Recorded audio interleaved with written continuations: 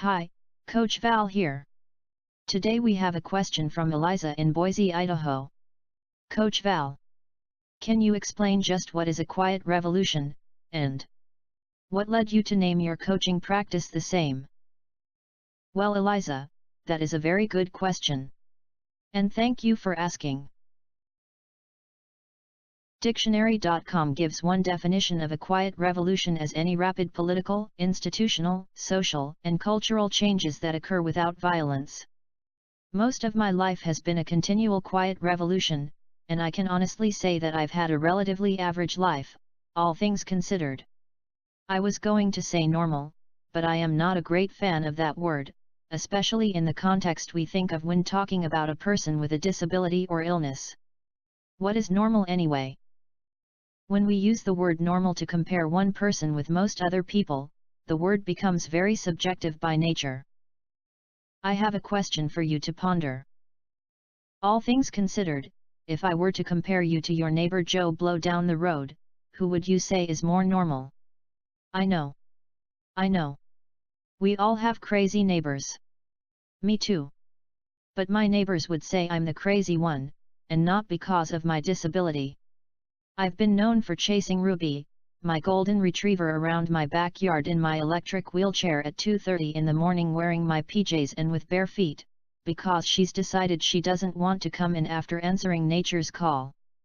For me, getting up at 2:30 in the morning to let Ruby out for a bathroom run, although it doesn't happen often, is just part of the normal routine of being a pet mom.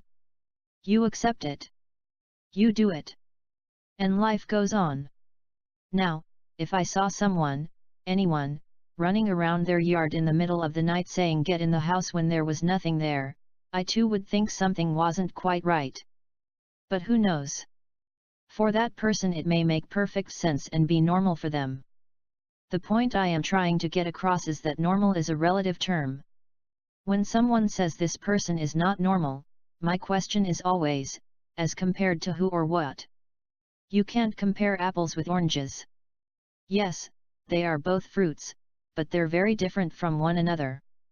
Even within the apple or orange family, each one in some even minute way, is different from all the other apples or oranges. Isn't it the same with people? We are all members of the human race. We all have our own little quirks and idiosyncrasies, but we basically all have the same humanness. That is the way I look at a disability or illness. It is just a very tiny part of who that person is, and to help that person grow, we need to know the human being and not just the disability or illness. The first thing you need for a quiet revolution is total acceptance. By total acceptance I don't mean you throw up your hands and say, oh well, this is the way it is, and there is nothing I can do about it. Regardless of whether you're the person with the disability or life-changing illness, or have this person in your life, there is always something you can do. I remember when I was in grad school, and working in the palliative care unit. One of my patients was at the end of life due to ALS. He was completely bedridden, dependent on a ventilator to breathe, and unable to speak, but his mind was intact. Needless to say, he was totally trapped by his own body. My job was basically to sit by his bed 3 afternoons a week and figure out what he was thinking, feeling, and what he needed. The only way he could communicate was by silently saying the numbers 1 through 9. By the time I became a member of his care team, his occupational therapist had already devised a board like the following. To communicate with me, or anyone for that matter, he would silently say a number, then the person would repeat the letters under the number. When you said the right letter he would blink. Was it painstaking? Yes. Was it rewarding? Most definitely. I could have thrown up my hands, but I didn't. It would have been so easy to just walk away from the situation and say I'm not a miracle worker. In doing so, I would have missed out on a very rare opportunity indeed. Dave had an unbelievable sense of humor. The first few days I was often mistaken for just another patient by nurses who didn't know what my role was, and would try to escort me back to my room. Dave would burst into silent gales of laughter, as I would desperately be trying to explain that I was Dave's worker and was supposed to be there. Why I would be dressed in professional clothes, writing on a clipboard and in another patient's room was beyond my comprehension. I could have been upset and offended, but like Dave I found it funny as hell. Especially when the nurses realized who I was. Over time, as the nurses got to know me, they came to depend on me to figure out what Dave needed or wanted. Because I gave them the time they needed without judgment, they grew to respect me as a valuable member of the team. I have always been totally accepting of my own disability. Having been born with cerebral palsy, I never thought about being different from others. Ironically, the only time I felt totally different was between the ages of 7 and 10, when I attended the local rehab center for children with disabilities. I loved the other kids, and my teachers. However, there were two therapists who made my life a living hell. The like of which no child or adult should ever, under any circumstance, be subjected to. When my parents took me for the initial assessment, I walked in holding my mum's and dad's hands. So the doctor and these two witches, which is the most polite way I can describe them, decided that besides my education, the emphasis of everything else would be on getting me to walk independently. I needed speech therapy. I couldn't feed myself with a spoon or fork yet, dress myself, or even go to the bathroom independently, yet their sole focus was on walking. It didn't take long for everyone to realize that I had a very serious phobia when it came to falling. I could walk holding a person's hand, or even if someone was just holding on to my shirt collar with 2 fingers. However, if someone let go, I would have a severe panic attack, crying, shaking, and unable to move. These two therapists thought that by standing me by a wall with a thick foam mat in front of me and pushing me over, that would teach me how to fall properly. Wrong. That only made the panic attacks worse. Another problem I had was that my involuntary muscle spasms would cause me to fall backwards. They found a very heavy old-fashioned walker which slid along the floor. I actually did quite well with that. Just as I was gaining some confidence and control with it, they took it away and replaced it with a very light walker on wheels that would constantly get away from me or fall on top of me if I went over backwards. It got to the point where I would cry if I saw one of them coming, even if it wasn't for me. Finally, towards the end of my 3rd year at the rehab center, my parents received a letter from there, stating that if I didn't start behaving myself, they were going to expel me. This was back in 1964. Kids did not dare to swear in those days. However, when Mum read the letter to me, I looked her straight in the eye and said, if they don't want me, I sure as hell don't need them. When my father read the letter, he echoed my sentiments by saying, enough of this bullshit. The two therapists thought that the letter would make me smarten up and walk. Boy, did that one blow up in their faces. Hence, the beginning of my own quiet revolution. When my father bought the house we were living in at the time, he had faith that one day his little girl would be attending the school across the street just like the other kids in the neighborhood. My parents received the letter on Friday, and on the following Monday, ironically when I was in with the therapists, the center's secretary put through a call from my mother, who informed them that the school across the street had accepted me and were very eager to meet me in September.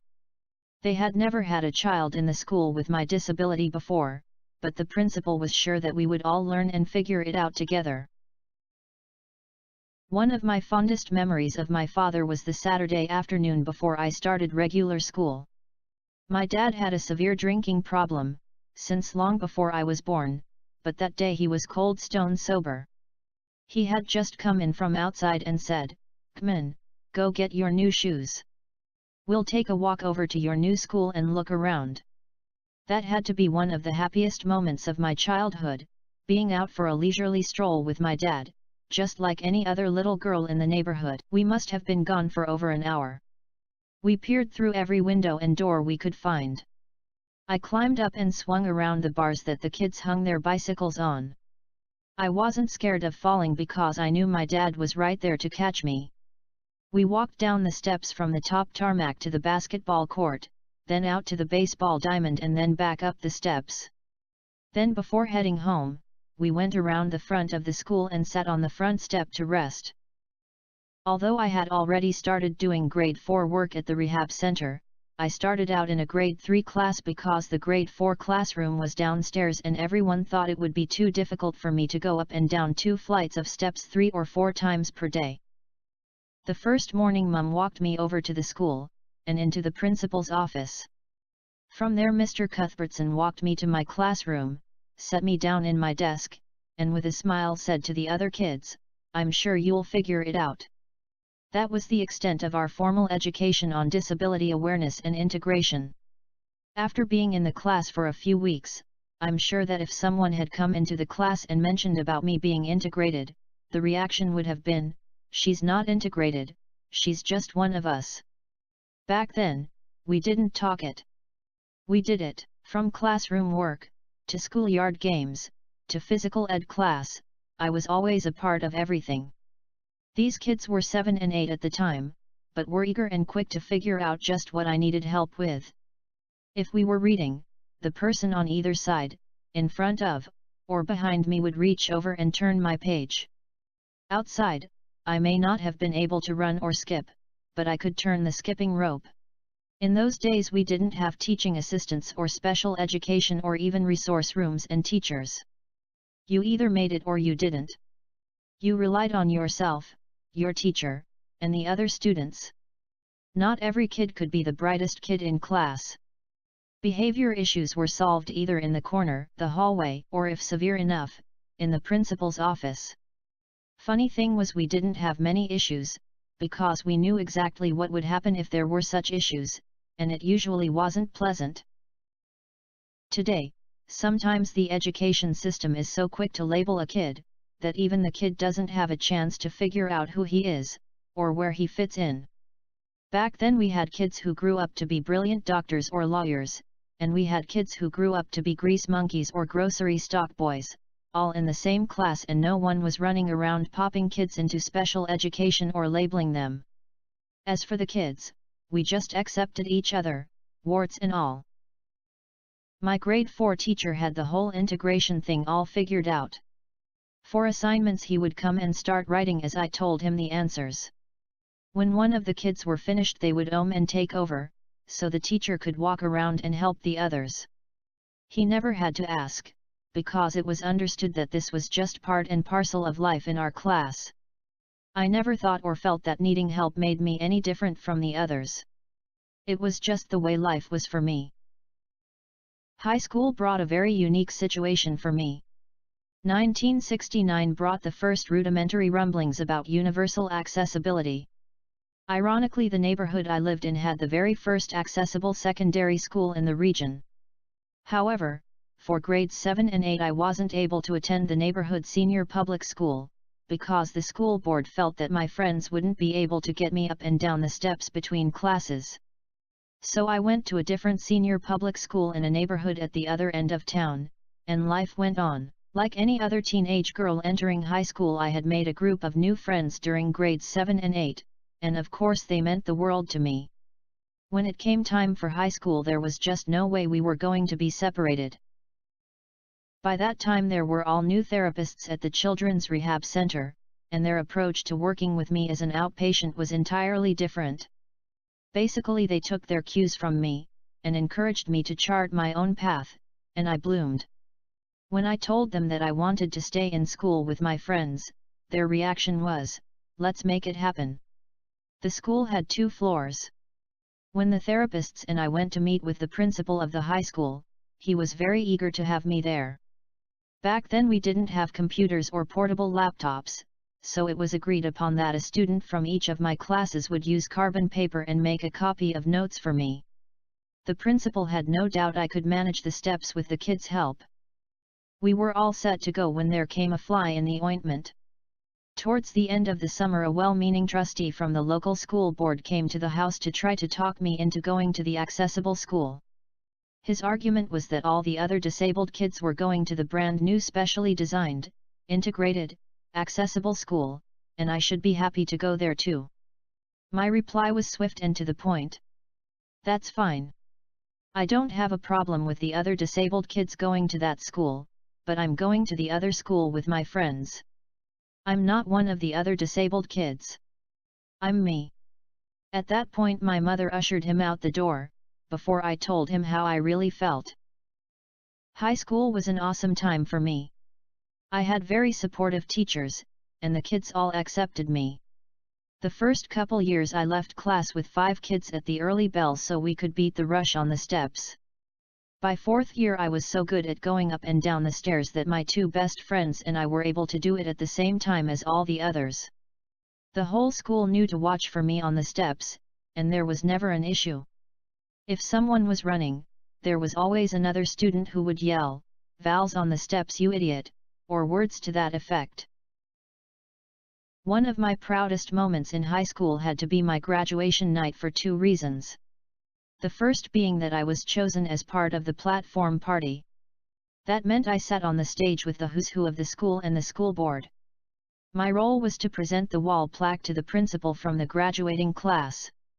The other reason I was so proud was seeing my dad's face as the principal handed me my diploma. As everyone in the auditorium stood and applauded me, it was the pride in my dad's eyes that meant the most to me. I remember thinking, why is everyone applauding? I just did what every other student did? No more. No less. So often a person with a disability or life-changing illness loses themselves while trying to be what everyone else wants them to be.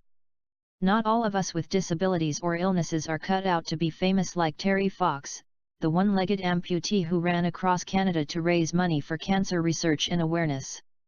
What Terry did was a great triumph, but at the same time I can't help but wonder if all the praise and accolades made him force himself too far beyond his own limits, and the stress he placed on himself to complete the journey contributed to the return of his cancer, and his death a short time later.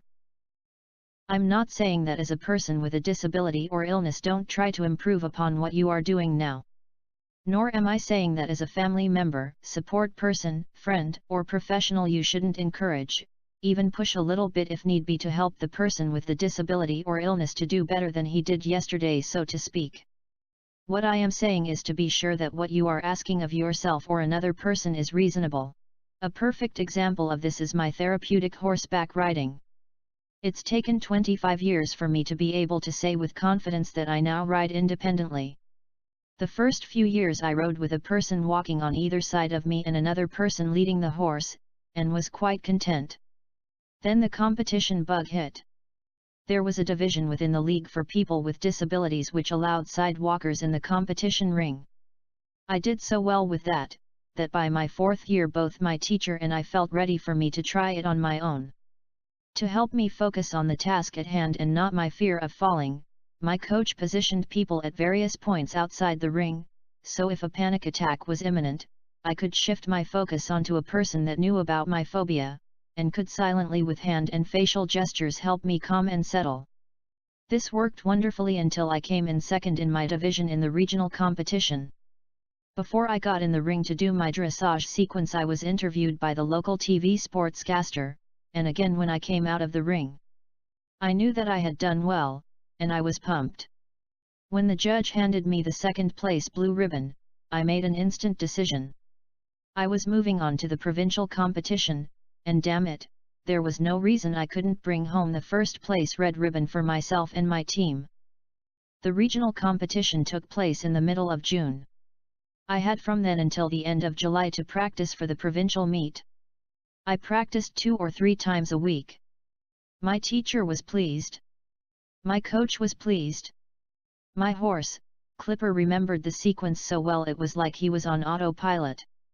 Basically I just had to make very subtle movements with my body and the reins, and Clipper would lead us to victory. I could do this. I knew I could. The day of competition arrived. I hitched a ride with Chris, another rider from my team but in a higher division, and his family. My coach had brought the horses down in a trailer. Clipper was looking around to see where I was. When I called out his name, he started nickering like he always did when he realized I was coming to get him. My teacher and coach got me settled on him, so I could walk around a bit, and warm up. When they opened the gate for me to enter the ring, I was fine. I rode up in front of the judges and did my bow perfectly. I turned to the left to start my sequence, got about 10 feet out and the muscles in my left leg started to spasm. When this happens, it may be a simple twitch or the start of a panic attack.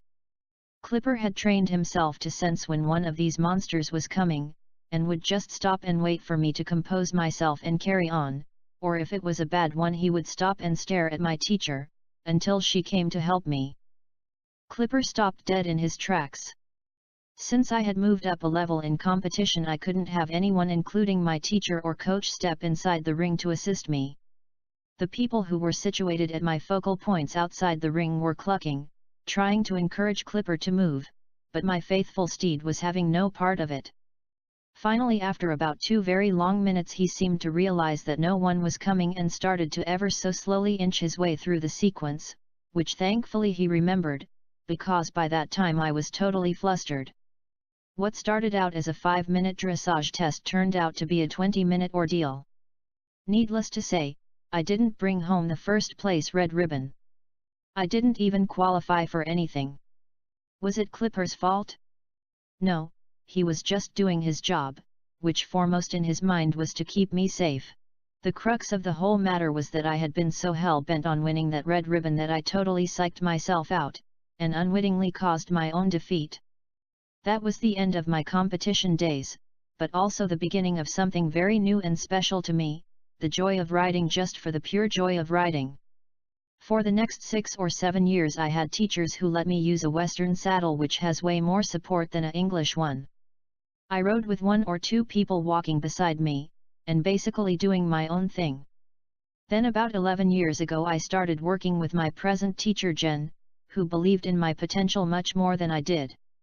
It also helps that she is trained in kinesiology, so knows how the body works, or in my case doesn't, and how to compensate for that. After a couple years she realized that my feet were twisting in my stirrups and knocking me off balance. So we started using white elastics to keep my feet stable in the stirrups. This simple solution greatly improved my balance, which in turn decreased my fear of falling. After Clipper passed in 2005, I rode Sophie, and then Leo until their passing. I loved all of them, but none were like Clipper. Within 5 years I had lost 4 horses, and didn't want to risk that happening again. The fall before Leo passed, the program acquired a new horse named Hercules. He was huge, and an absolute black and white beauty, and only 12, a baby by our standards. The first time I laid eyes on him I knew, this was my boy. You have to be a horse person to understand. I was ecstatic when Jen said I could ride him. The only drawback was, and still is, he is very stubborn and strong-willed, but then again, so am I. With all his slowness, and deciding he's not moving antics, it gave me lots of time to work on my balance, and to figure out how to shift my weight around as I needed to. As I gained more confidence, Jen let me ride more on my own without someone beside me. Finally I gained enough confidence that I asked to try an English saddle again. The next week there was a shiny new saddle waiting for me. I've never looked back. The only drawback through all this was that I was making so much progress, but Herc wasn't.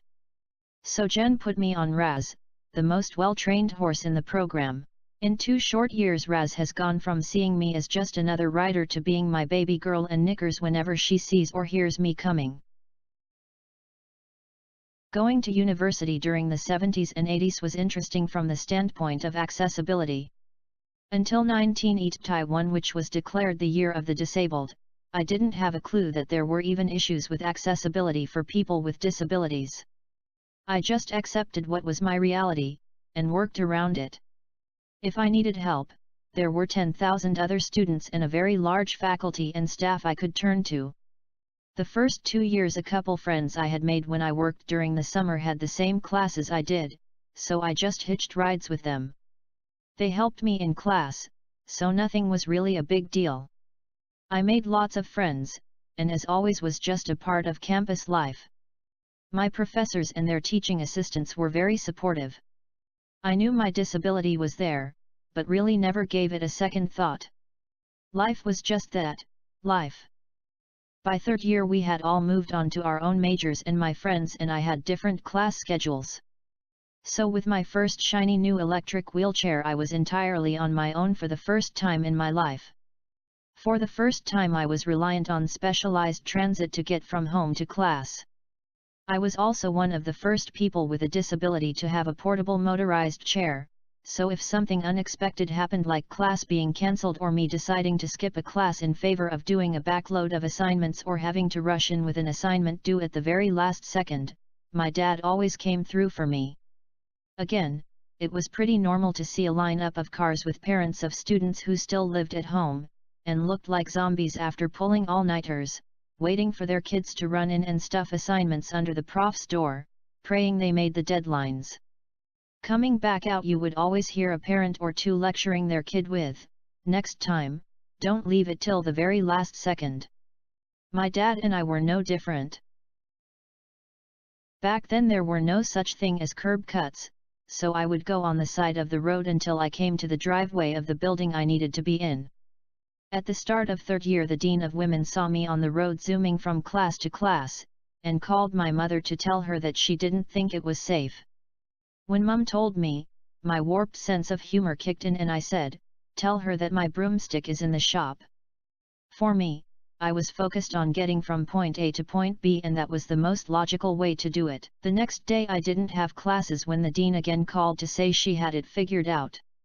One of the maintenance crew would meet me after my first class on Monday and follow me from class to class that week, putting small asphalt ramps at the curbs, and at doors where I needed them. It was an extremely simple solution that worked beautifully. After that week, if I came to a curb or step I couldn't maneuver, a single call over to the maintenance office took care of it. Outside of school I've had many wonderful, even awesome experiences, because of what other people would deem inaccessibility. The one that I will treasure the most forever and always is the personal attention I received from my favorite singer, Elvis Presley. In June of 1974, the local radio station purchased a block of tickets to see Elvis, as he was the opening show for the new convention center in Niagara Falls, New York. Mum got 2 tickets, and explained to the guy organizing the trip about my disability. His reaction was like most other people. "No problem. We'll figure out the logistics as we go." Getting on the bus and loading my manual chair in the baggage compartment was simple enough. The fly in the ointment, which turned out to be a blessing in disguise, came when we went to find our seats. They were way up in the very back bleachers, and there was no elevator to get to that level. There wasn't a snowball's chance in hell I was going to get up there. What to do? The floor manager was walking around the front of the stage, so Mum and I told him about our dilemma.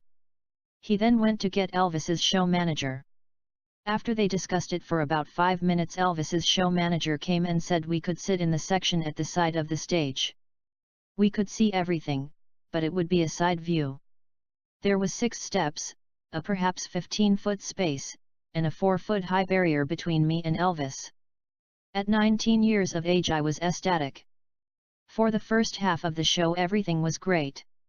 At intermission Elvis's band came out to set up, and one of the band members came over to where we were sitting. Mum told him I had been a fan of Elvis since I was 2. When the theme song started playing for Elvis's entrance, the crowd went wild and started rushing to the front and sides of the stage. There was a very real possibility that I would be crushed. Fortunately the police and security saw what was happening, so a police officer came to me while security opened the barrier and very quickly pulled me inside. Another officer made sure my mother got safely inside the barricade. All this was not without incident.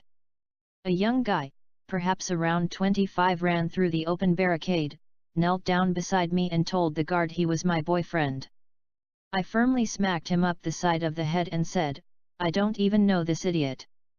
The guard ushered him back out. As he was being escorted out, a woman of around 35 rushed in through the open barricade, claiming to be my mother. My own mum grabbed her by the arm, rather firmly I might add, and handed her back to the officer, who then plunked her on the other side of the barrier. After the commotion had died down and I was safe inside the barricade, that was when my wildest fantasy became a reality. There I was, only 19, pretty much encased in a protected cocoon, only steps away from who, in my opinion, had to be the hottest man in the world. It seemed as if I had his undivided attention, even though there had to be at least 11,000 other screaming, frenzied women vying for Elvis's attention. When they put my mother and me inside the barricade, they set us pretty much in the center of the space. That's where my mother stayed. I, however, kept inching my way closer to the stage.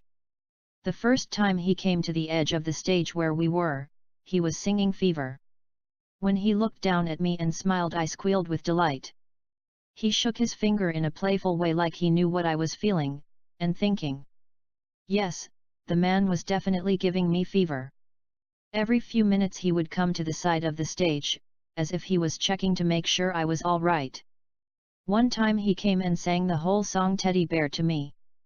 That had been one of my favorite songs since I was 2. Talk about a fantasy becoming reality, even if only for 90 minutes. There were all these screaming women and he, Elvis Presley the King, was most attentive to little old me. At 19 I thought I was pretty hot stuff. Throughout his entire performance he was throwing his signature silk scarves out to the women in the audience, who would then fight over them like a pack of hungry vultures. I wanted a scarf so bad. Elvis kept coming to the side of the stage where we were sitting. He would always have a scarf. I would have my hands up to get it. He would look at me, smile that playful little grin of his, then walk away. The man was toying with me. About 15 minutes before the end of the performance I was sitting by a giant speaker that was on a table at the edge of the stage, inside the barricade. I'm surprised I still have perfect hearing. Suddenly out of nowhere this guy came and sat on the table beside me. He said hi, and I just kind of looked at him in bewilderment. By this time they had placed another woman in a wheelchair inside the barrier, but she stayed at the far back corner. I wouldn't have even known she was there if one of the security guards hadn't come and asked the guy sitting on the table, "What about the one back there?" To which the guy on the table replied as he pointed up to Elvis, "I don't know. He just told me to come make sure that this one is safe." Then it finally struck me. Oh my God! I'm being protected by one of Elvis's own personal bodyguards. What happened next can only be described as surreal. About 10 minutes before the show ended, police started gathering around the stage for crowd control. Then about 10 of them appeared inside the barricade from nowhere. 2 of them went and stood by my mother, while a couple others went and stood by the other woman in a wheelchair, while the rest came and made a half circle around me and my bodyguard. I was feeling a little overwhelmed, but also disappointed that I didn't get a scarf. Elvis came to the edge of the stage where I was sitting, and started singing his last song, Can't Help Falling in Love. He looked down at me and smiled. Talk about chemistry and connection. Even though he was about 4 feet above and 10 feet away from me, I had never felt so loved, and cared for as I did in those 30 seconds. He called the guy from the band whom Mum and I had been talking to during intermission, and handed him a white silk scarf with his signature. Elvis then pointed down at me. The guy from the band stepped onto the table, handed me the scarf and said, "Here dear, this is for you from Elvis." I was awestruck. So, I ask you to think about this. If that new convention center had been completely wheelchair accessible, would I have been able to live out a dream come true like this experience was? There is just one more point I would like to make about accessibility, then we'll move on. I started graduate school in the fall of 1981. Again, the school was not totally wheelchair accessible, but since all my classes were in one building and the library was right next door, it was quite easy for me to get where I was going. On the 3rd floor where the psych department was, and where I spent most of my time, there wasn't an accessible washroom, nor was there room to put one. So they put a large accessible stall in the women's washroom in the basement near the restaurant. This was ideal because all of my class would head down there during breaks and lunchtime. My professor, who advocated to have the accessible washroom put in, said, "As long as you don't wait until the last possible second to decide you have to pee, you'll be fine." And I was. By the fall of '82, the university opened their new accessibility office to assist any students with special needs. The new staff phoned my supervising professor to say that they were eager to have me and would assist me with assignments, notes, exams, etc. When my professor and I talked, we realized that my personal teaching assistant who had been hired by the psychology department was already doing all those things. Plus, the students in my class were always eager to pitch in whenever I needed help, as were all my professors. So, I don't think I was the brand new accessibility office's favorite student with a disability, when my supervising professor said, "Thanks, but no thanks" to their offer of assistance.